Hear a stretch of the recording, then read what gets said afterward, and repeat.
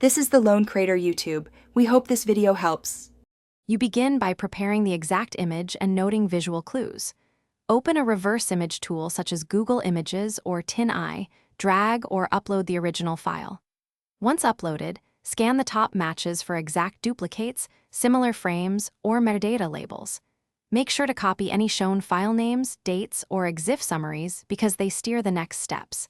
If EXIF is stripped, take screenshots of distinctive objects and prepare to run location-specific searches using landmarks or text you can read. You now analyze results and refine queries. Compare matches across engines, prioritize consistent place names, user accounts, or photo series that repeat. Once you find readable text, copy and translate it, then search that phrase plus terms like city or landmark. Use map tools, satellite and street view, to match angles and shadows. Note sun direction to estimate time of day.